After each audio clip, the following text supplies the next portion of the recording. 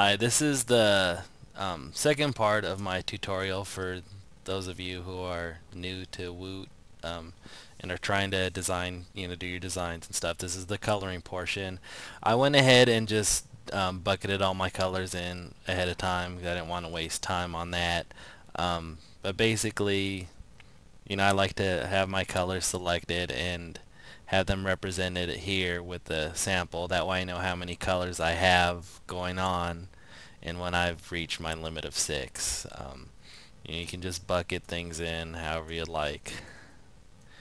And I have everything including the line art on one layer right now.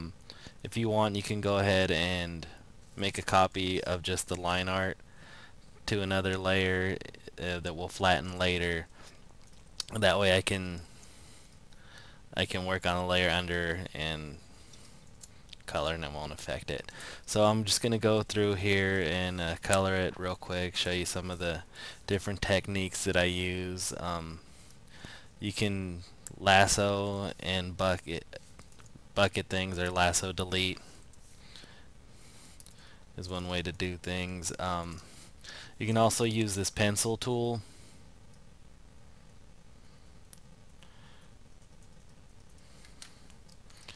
And I actually do a lot of that on something like this. Um, I like to, if I'm going to be coloring an area, I'll magic wand it first. That way I don't go into any of the other areas.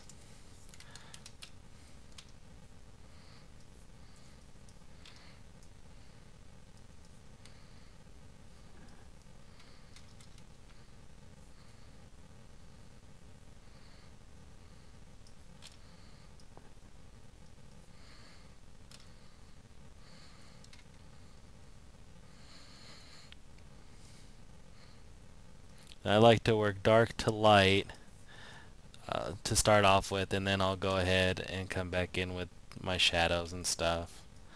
And this is just a rough, it's going to be a rough coloring on this one just to get it done in the 10-minute time that I have for this video.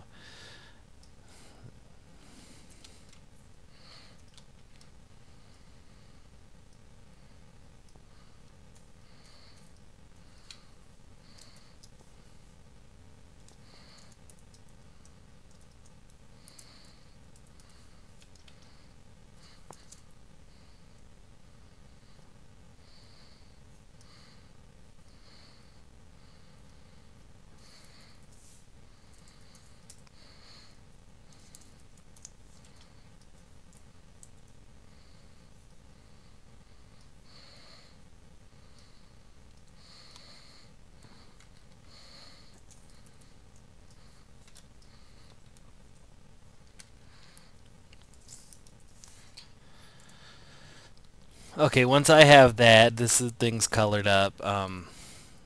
Then what I need to do here is pick the Pantone colors. Now I don't start off with the Pantone colors. You can if you want, but I just kind of like to get a feel for the colors that I would like, and then I go from there. If there's not a Pantone that matches up, I'll find one that's similar or close enough. The other thing about coloring this way is if I want to do this and say I want to make it a little more moody, I can go in with any of my color adjustment tools. You know, change the colors up that way. There's a lot of things I can work with before I get into my picking my Pantones.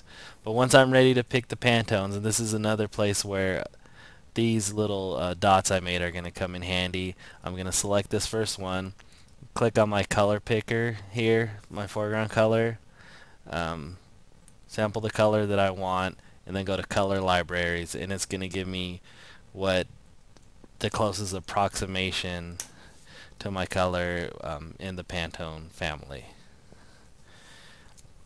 Now once I have that, actually, once I have my Pantone color selected here, I can make a new layer, fill that in on the layer, and that's my color. You should always take note of what Pantone color you just used. So that would be Pantone 7494C, and that's what I'll call this.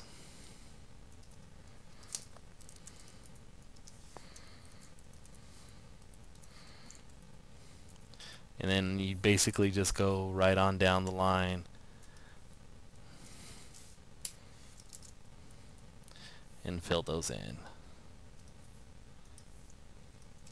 And you'd of course make a new layer for each one.